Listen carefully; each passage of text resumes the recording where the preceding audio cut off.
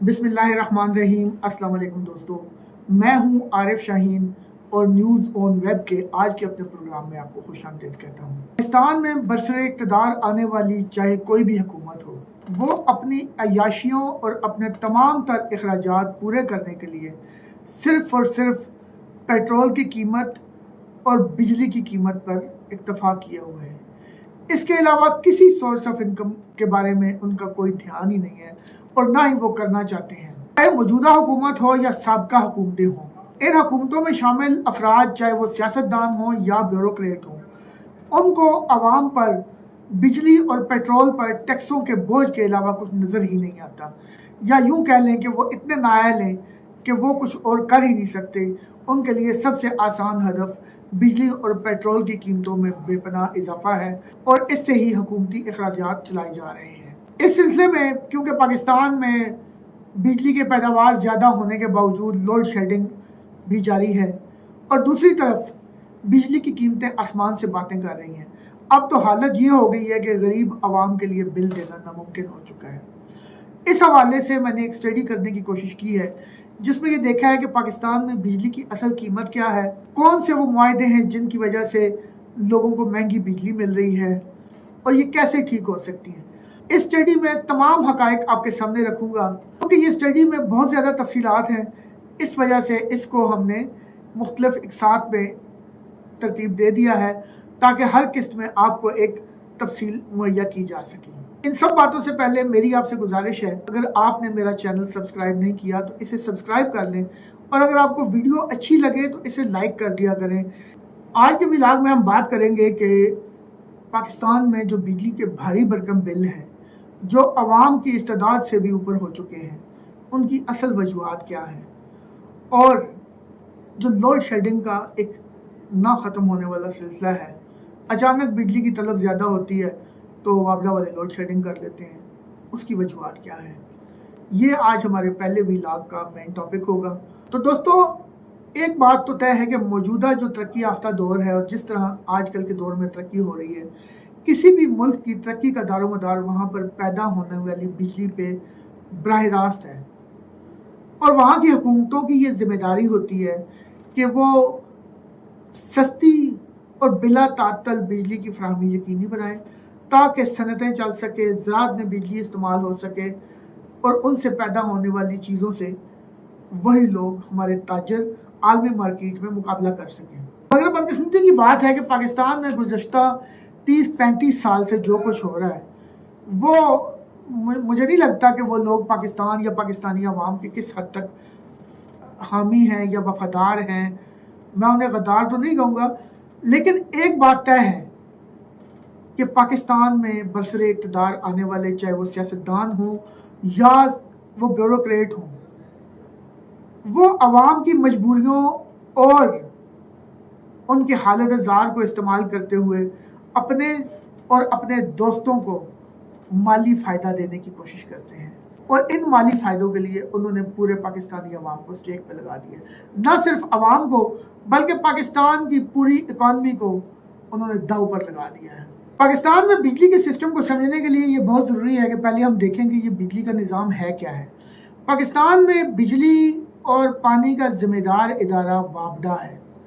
पहले ये एक ही वजारत हुआ करती थी जिसे वाटर एंड पावर डिवीजन कहते थे। उस वक्त जो बिजली की पैदावार का मेन सोर्स होता था वो वाटर ही होता था। हमारे पास जो बड़े डैम थे वो तरबेला और मंगला डैम थे जहाँ से बिजली पैदा करके पूरे पाकिस्तान में दी जाती थी। जो तलब बढ़ी तो हमारे वो ज़राए महदूद होते गए और फिर हमें एक वजारत एनर्जी अलग बनाना पड़ गई। अब वापडा के मातहत कई इदारे बन चुके हैं। एक कंपनी जो है वो है सेंट्रल पावर परचेज एजेंसी है जो तमाम प्लांट से, चाहे वो निजी बिजली घर हों, चाहे वो हाइडल पावर प्लांट हों, सोलर हों, जो भी सोर्स से बिजली पैदा हो रही है वो ख़रीदते हैं।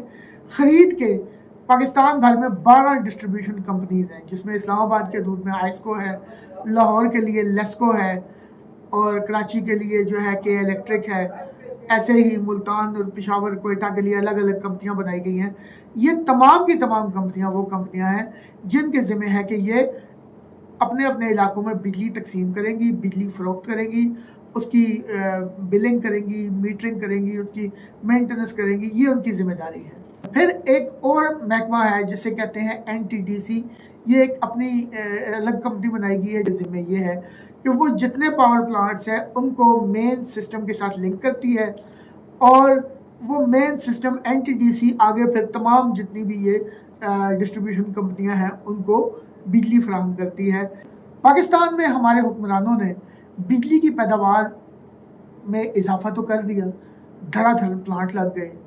اس وقت پاکستان میں تقریباً 45,000 میگا واٹ کی کیپیسٹی موجود ہے، یعنی پاکستان اگر سارے پلانٹس جو لگے ہوئے ہیں، چاہے وہ ہائیڈل ہیں، چاہے وہ تھرمل ہیں، چاہے وہ گیس سے ہیں، RLNG کے ہیں، سولر ہیں، یا ہوا سے بجلی پیدا کرنے کے علاوہ نیوکلیر کے پلانٹس ہیں، ان کی جو ٹوٹل کیپیسٹی ہے وہ ہے 45,000 میگا واٹ۔ اب جو ہماری ضرورت ہے میکسیمم پیک ٹائم میں، وہ ہے ہماری 32 سے 33,000 میگا واٹ، اور یہ 32 سے 33,000 میگا واٹ بجلی کی کھپت اس وقت ہوتی ہے جب پاکستان میں گرمی کا شدید سیزن ہوتا ہے، AC چل رہے ہوتے ہیں، انڈسٹری بھی چل رہی ہوتی ہے، دن بڑے ہوتے ہیں، جبکہ سردیوں میں یہی کھپت آپ کی گر کے تقریباً کوئی 18 سے 20,000 میگا واٹ پہ آ جاتی ہے۔ تو پھر کیا وجہ ہے کہ ہمارے پاس جو بجلی کی کھپت ہے وہ تو 32,000 میگا واٹ ہے، اور ہمارے پاس بجلی پیدا کرنے کی صلاحیت 45,000 میگا واٹ ہے؟ تو اتنی زیادہ وافر بجلی ہونے کے باوجود کیا وجوہات ہیں کہ یہاں پر اس کے باوجود لوڈ شیڈنگ ہوتی ہے؟ یہی بات میں آپ کو آج بتانا چاہوں گا۔ پاکستان میں بجلی کی پیداوار اور ضرورت میں ایک بڑا واضح فرق ہے، لیکن اصل مسئلہ یہ نہیں ہے۔ اصل مسئلہ کچھ اس طرح سے ہے کہ ہمارے یہاں جو NTDC کا جو لوڈ ڈسٹریبیوشن سسٹم ہے، اس کی صلاحیت کسی صورت بھی 24,000 میگا واٹ سے زیادہ ہے ہی نہیں۔ یعنی جو NTDC کا سسٹم ہے اس پہ اگر 24,000 میگا واٹ سے زیادہ کا لوڈ آپ ڈالیں گے تو وہ سسٹم ٹرپ کر جائے گا۔ یہ ہے وہ اصل وجہ جس کی وجہ سے ہمارے بجلی کے کارخانے لگ گئے، ہم نے نجی شعبے میں بجلی کے کارخانے بھی لگا دیے، سب کچھ کر دیا، لیکن اس کو ڈسٹریبیوٹ کرنے کا سسٹم ہم لوگ نہیں بنا سکے۔ اب ہم لوگ مجبور بھی ہیں کہ ہم نے وہ بجلی ان کارخانوں سے خریدنی بھی ہے، اور جتنی ان کی کیپیسٹی ہے اس حساب سے بل بھی دینا ہے، لیکن جو ہماری کیپیسٹی ہے پورے ملک میں بجلی ڈسٹریبیوٹ کرنے کی وہ 24,000 میگا واٹ ہے، اور جب یہی کیپیسٹی 32,000 میگا واٹ کی ضرورت پہ پہنچتی ہے تو ہمارا سسٹم اس لوڈ کو نہیں اٹھا سکتا۔ پھر مجبوراً اتنی زیادہ بجلی ہونے کے باوجود ہمیں لوڈ شیڈنگ کا سامنا کرنا پڑتا ہے۔ پاکستان میں جو بجلی پیدا کی جا رہی ہے اس میں سب سے زیادہ بجلی ایندھن جلا کر حاصل کی جا رہی ہے۔ اس میں ہی گورنمنٹ کے بھی تھرمل پاور پلانٹس ہیں اور نجی شعبے کے تھرمل پاور پلانٹ بھی اس میں شامل ہیں۔ اور سوچنے کی بات یہ ہے کہ نجی پاور پلانٹس کو جو بجلی کے معاہدے کیے گئے ہیں ان میں ان کو ایندھن کی فراہمی گورنمنٹ کی ذمہ داری ہے۔ اس وقت 27,000 میگا واٹ کے قریب بجلی ایندھن جلا کر حاصل کی جا رہی ہے۔ اس میں فرنس آئل بھی شامل ہے، اس میں آپ کی گیس بھی شامل ہے۔ یہ وہ گیس ہے جو پاور پلانٹس کو تو دے دی جاتی ہے اور ان سے بجلی خریدی جاتی ہے، لیکن اس کے برعکس سردیاں ہوں یا عام موسم ہو، ہمارے گھروں میں روٹی پکانے کے لیے اور کھانا بنانے کے لیے بھی گیس موجود نہیں ہوتی۔ سردیوں میں لوگ سردی سے ٹھٹر رہے ہوتے ہیں، لیکن گیس ہے تو اس کا نام و نشان نہیں ہوتا۔ یہی وجہ ہے۔ اس کے بعد RLNG آپ مہنگے داموں پہ امپورٹ کرتے ہیں، اور سبسڈائز ریٹ پہ پاور پلانٹس کو دینے کے معاہدے بھی ہماری حکومتوں نے کر رکھے ہیں، اور فرنس آئل تو PSO نے امپورٹ کرنا ہے اور ان کو دینا ہے۔ اگر ہم اس کی تفصیل پہ جائیں تو 7,000 میگا واٹ بجلی فرنس آئل سے پیدا کی جا رہی ہے، اور 6,000 میگا واٹ کے قریب بجلی کوئلے سے پیدا کی جا رہی ہے، اور اس میں بھی دو کوئلے ہیں۔ ایک وہ کوئلہ ہے جو پاکستان کے اندر سے نکلتا ہے، اور دوسرا کوئلہ وہ ہے جو آپ امپورٹ کرتے ہیں۔ اور حیران کن بات ہے کہ نیپرا نے جو بجلی کے ریٹ مقرر کیے ہیں اس میں لوکل کوئلے کے ریٹ پہ جو بجلی لی جا رہی ہے وہ مہنگی ہے، اور امپورٹڈ کوئلے سے حاصل کی جانے والی بجلی نسبتاً سستی ہے۔ دوسرے ہیں سستے ذرائع۔ سستے ذرائع میں کیا آتا ہے؟ ہائیڈل، جو آپ نے دریاؤں پہ اور ڈیموں پہ आपने बंद बांध के वहाँ पे टरबाइन लगा के बिजली हासिल की जाती है। उसमें आपकी कोई कास्ट नहीं आती, आपका कोई ईंधन नहीं जलता, आपकी रनिंग कास्ट ज़ीरो है। एक दफ़ा का आपका खर्चा है, उसके बाद आपकी रनिंग कास्ट नहीं आ रही है उसमें। हाइडल्स से हम टोटल 11,000 मेगावाट बिजली पैदा कर रहे हैं। न्यूक्लियर से जो बिजली पैदा की जाती है एटमी बिजली घरों से, वो तकरीबन 4,500 से 5,000 मेगावाट है और उसमें बेहतरी भी आ रही है। न्यूक्लियर की बिजली प्लांट लगाने की कास्ट तो बहुत ज़्यादा है, लेकिन उसके बाद उसकी जो रनिंग कास्ट है वो ना होने के बराबर है, वो बिजली तकरीबन फ्री होती है। सोलर प्लांट लगे हुए हैं, वो बिजली भी आपकी सूरज से ही है, एक दफ़ा की कास्ट है, उसके बाद वो आपकी बिजली फ्री है। लेकिन बदकिस्मती की बात है कि हमारे जो सोलर प्लांट लगे हैं उनकी मेंटेनेंस पे कोई ध्यान नहीं दिया जा रहा है। उनमें प्लेटें टूटी हुई हैं, वहाँ पे बस वही पाकिस्तानी ब्यूरोक्रेसी वाला हाल है। उस ब्यूरोक्रेसी ने वहाँ पे ध्यान ही नहीं देते और वो प्लांट नाकारा होते जा रहे हैं। उसके बाद जो आता है आपका हवा से बिजली, ये टोटली एक फ्री की बिजली है जो हवा से पैदा की जा रही है। अभी एक और सोर्स निकला है जो फजले से बिजली बनाई जाती है, वो काफ़ी सारी फैक्ट्रियाँ हैं, सीमेंट फैक्ट्रियाँ और दीगर, वो इससे बना रहे हैं, वो अगले व्लॉग्स में आपको बताएंगे। लेकिन हम लोग क्या कर रहे हैं कि हमें जब हमारी बिजली की तलब घटती है तो क्योंकि हमारे जो एग्रीमेंट्स हैं वो उन निजी बिजली घरों से हैं जिनसे हमने बिजली ख़रीदनी है, और वो एग्रीमेंट इस तरह के हैं कि अगर हमने वो बिजली नहीं भी ख़रीदनी तो हमें उनको पैसे देने पड़ेंगे। तो फिर क्या होता है कि हमारे जो पॉलिसी साज हैं या फैसला करने वाले, वो हमारे जो सस्ती बिजली के ज़राए हैं जैसे हाइडल है, इनको बंद कर देते हैं और वो बिजली महंगे ज़राए से ख़रीद के हम पे जुल्म के पहाड़ तोड़े जाते हैं।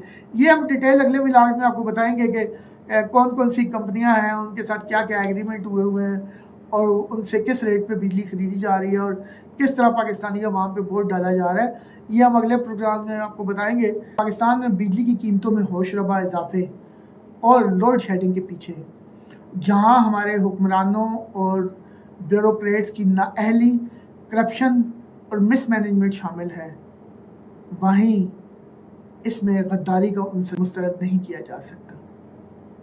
आज के लिए इतना ही, मिलते हैं अगले व्लॉग में। अगर आपको कोई इसमें अच्छा लगा है या बुरा लगा है या अपनी कोई आप राय देना चाहते हैं तो लिखिएगा ज़रूर, मगर तमीज़ के साथ।